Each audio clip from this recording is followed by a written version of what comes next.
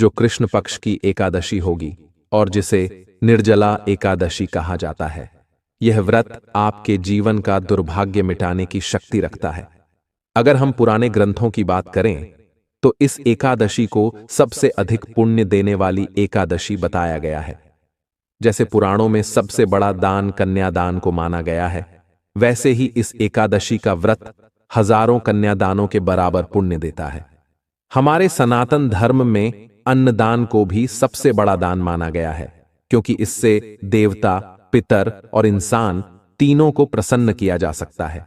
लेकिन एकादशी का व्रत करने से वही फल मिल जाता है जो कई बड़े दान देने से मिलता है।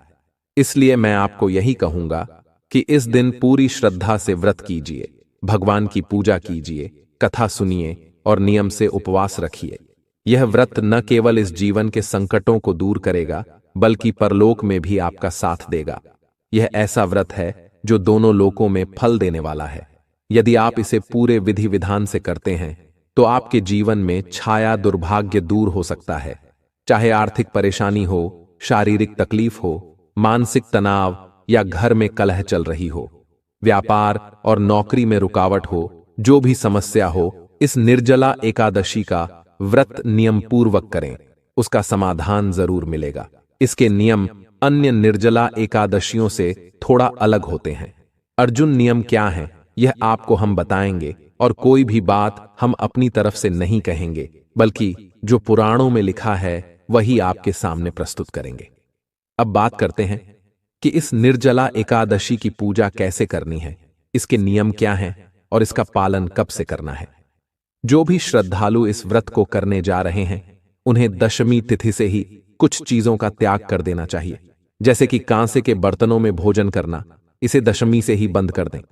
मांस, मसूर की दाल, चने की दाल, हरी पत्तेदार सब्जियां, गोंडे और चने का साग, ये सब भी नहीं खाने चाहिए। शहद का प्रयोग वर्जित है। अब आप सोचेंगे कि पंचामृत में शहद नहीं डालेंगे तो क्या करेंगे, तो उसकी जगह आप गंगा जल मिला सकते हैं। इसके अलावा दशमी तिथि से ही दूसरों का बनाया भोजन न करें और 2 बार भोजन करने से बचें। भोजन केवल 1 बार करें और दोपहर के बाद कुछ न खाएं। ब्रह्मचर्य का पालन दशमी से ही करना शुरू कर दें। निर्जला एकादशी के दिन पान, गुटखा, तंबाकू जैसी चीजें बिल्कुल न खाएं। ये व्रत को खंडित कर देती हैं। दांत साफ करने के लिए दातून या मंजन का प्रयोग भी न करें, क्योंकि इनमें नमक या रसायन होते हैं। किसी की निंदा या चुगली न करें। पापी स्वभाव के लोगों से बात भी न करें। क्रोध और झूठ बोलने से भी दूर रहें। भोजन में केवल फलाहार करें और तेल, नमक, तले भुने पदार्थों से दूर रहें। ये सभी चीजें दशमी से ही त्याग दें ताकि एकादशी का व्रत शुद्ध रूप से किया जा सके। अब बात करते हैं व्रत की विधि की। एकादशी के दिन सूर्योदय से पहले उठ जाना चाहिए और यदि संभव हो तो स्नान करना चाहिए, क्योंकि ज्येष्ठ माह के स्नान की बहुत विशेष महिमा है। कहा गया है कि इस माह में किया गया स्नान कार्तिक स्नान से भी 1000 गुना अधिक पुण्य देने वाला होता है।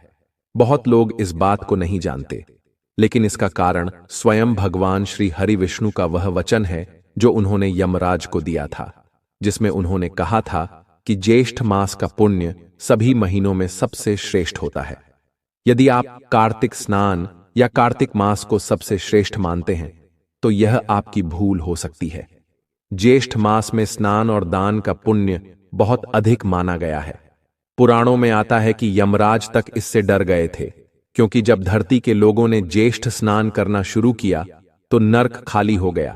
यमदूतों को कोई पापी नहीं मिल रहा था, क्योंकि सभी अपने पाप इस स्नान से धो रहे थे। तब यमराज रोते हुए भगवान विष्णु के पास पहुंचे और बोले, प्रभु, आपने ऐसा मास क्यों बनाया? 7 पीढ़ियों के जो पापी मेरे नर्क में पड़े थे, वे भी इस मास में स्नान करके मुक्त हो गए। बहुत ही रोचक प्रसंग है, इसे जरूर सुनिएगा। अब बात करते हैं कि एकादशी वाले दिन क्या करना चाहिए। सूर्योदय से पहले उठें, फिर स्नान करके अपने पूजा स्थान की सफाई करें। पूजा की सारी सामग्री एकत्र कर लें और एक आसन पर बैठकर पूजा शुरू करें। सामग्री में होना चाहिए भगवान श्री हरि विष्णु की तस्वीर या प्रतिमा, यदि माधव स्वरूप की हो तो और भी अच्छा। एक चौकी, पीले रंग का कपड़ा रोली, मोली, पान, सुपारी, लौंग, इलायची, धूप बत्ती, फूलों की माला, खुले फूल, चित्रजानू, तांबे का एक लोटा। पंचामृत बनाने के लिए कच्चा दूध, दही, घी, शहद और शक्कर चाहिए। लेकिन इस एकादशी पर शहद का प्रयोग नहीं होगा, तो उसकी जगह गंगा जल डाल दें। सारी सामग्री एकत्र करके तांबे के लोटे को अच्छे से मांझकर उसमें पहले गंगा जल और फिर शुद्ध जल भरें। आसन पर बैठकर पूजा आरंभ करें। एक पुष्प से सभी सामग्री और स्थान पर जल छिड़कें। इससे वह स्थान और सारी सामग्री पवित्र हो जाती है। जल छिड़कते समय यह मंत्र बोलें, ओम अपवित्रः पवित्रो व सर्वावस्थां गतोपि वा यस्मृत पुंडरीकाक्षम स बाह्याभ्यंतरः शुचिः। इस प्रकार से अपने पवित्रीकरण किया है, शुद्धिकरण किया है। अब भगवान को विराजमान करना है। उससे पहले अपने हाथ धो लीजिए। दाएं हाथ और पैर में थोड़ा जल लीजिए और धो लीजिए। फिर भगवान की स्थापना कीजिए। चौकी पर पीला वस्त्र बिछाइए। अगर पीला कपड़ा है तो और अच्छा रहेगा। भगवान को स्थापित करने से पहले प्रार्थना करें कि हे प्रभु, हे परमात्मा, हम आपको सादर आमंत्रित कर रहे हैं, कृपया हमारे पूजा स्थल पर विराजमान हो जाइए। अब भगवान की तस्वीर या मूर्ति को प्रेम से स्थापित कर दें। यह भावना रखें कि आपने भगवान को फूल के रूप में आसन दिया और वह आकर वहां विराजमान हो गए। जिनके पास चौकी नहीं है वे किसी और साफ स्थान पर भी यह कर सकते हैं। अगर आप जमीन पर ही पूजा कर रहे हैं तो उस स्थान को अच्छे से साफ करें। चाहे घर कच्चा हो या पक्का, सफाई जरूरी है। भगवान के लिए वहां फूल रखकर आसन दें और तस्वीर या मूर्ति को स्थापित करें। भगवान को स्थान से कोई अंतर नहीं पड़ता, उन्हें भाव से पूजा चाहिए। जो उन्हें श्रद्धा से पूजता है उसके लिए पूजा का स्थान छोटा या बड़ा होने से फर्क नहीं पड़ता। अब भगवान के सामने दीपक रखें। घी का दीपक हो तो अच्छा है। दीपक के नीचे भी एक छोटा आसन दें। दीपक या धूप को सीधे जमीन पर न रखें। फिर दीपक और धूप जलाएं। अब व्रत का संकल्प लें। इसके लिए सीधे हाथ में जल लें और साथ में एक सिक्का रखें। फिर 3 बार बोले, ओम श्री विष्णु, ओम श्री विष्णु, ओम श्री विष्णु। इसके बाद अपना नाम, गोत्र, स्थान, मकान नंबर, क्षेत्र और शहर का नाम लें। बोले कि मैं, अपना नाम बोले, गोत्र बोले। वैशाख मास की कृष्ण पक्ष की एकादशी तिथि पर सौभाग्य, सुख, समृद्धि और पापों से मुक्ति की कामना से भगवान विष्णु के चरणों में यह व्रत अर्पित करती हूं।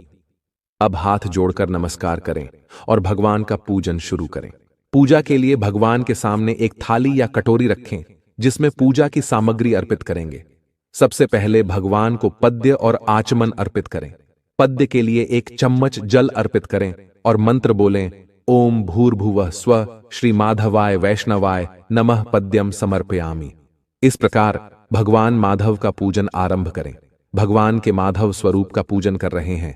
ओम भूर्भुवः स्वः नारायण नमः कहते हुए 1 चम्मच जल परमात्मा को अर्पित कीजिए। अब भगवान को स्नान कराना है। पहले 1 चम्मच जल चढ़ाएं, फिर पंचामृत स्नान करें।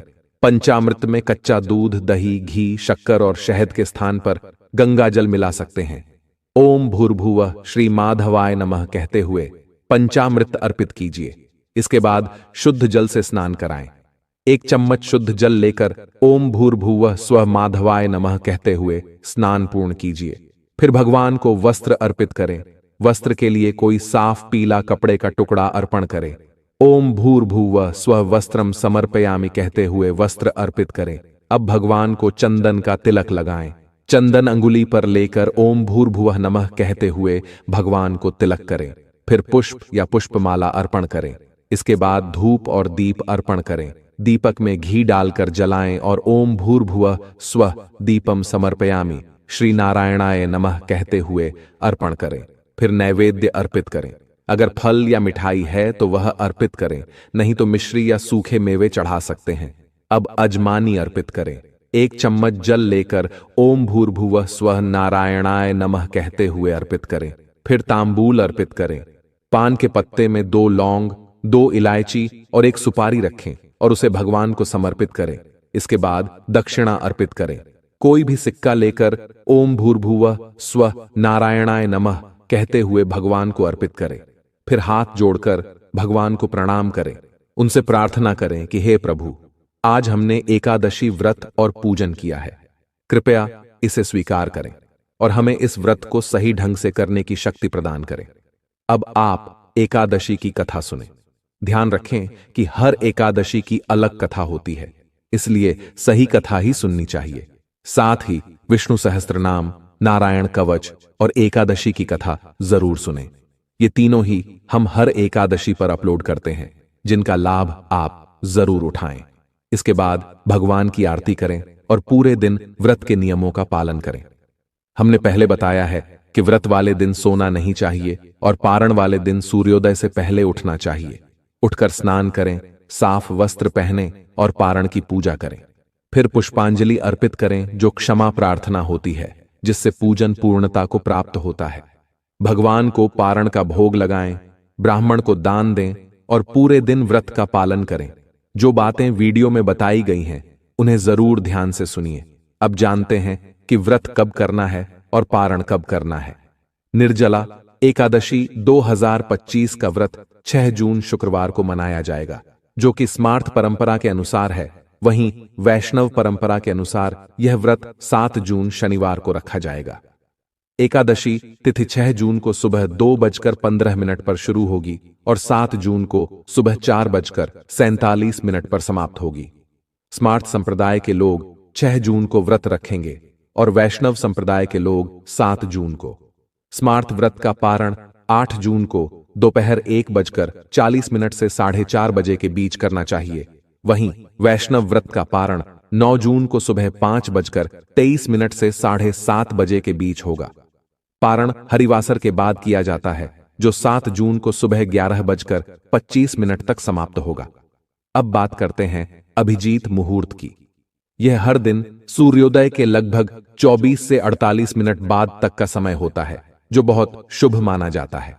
निर्जला एकादशी के दिन इस मुहूर्त में भगवान विष्णु की पूजा करने से विशेष फल मिलता है। यह व्रत सभी एकादशियों में सबसे कठिन माना गया है, क्योंकि इसमें जल और अन्न दोनों का त्याग होता है। इसे करने से साल भर की सभी एकादशियों का पुण्य प्राप्त होता है। महाभारत के अनुसार भीमसेन ने भी इस व्रत को रखा था, इसलिए इसे भीमसेनी एकादशी भी कहा जाता है। इस दिन भगवान विष्णु की पूजा, व्रत, दान और भजन कीर्तन से सारे पाप नष्ट हो जाते हैं और मोक्ष की प्राप्ति होती है। इस व्रत को जरूर करें, यह आपके लिए बहुत ही शुभ रहेगा।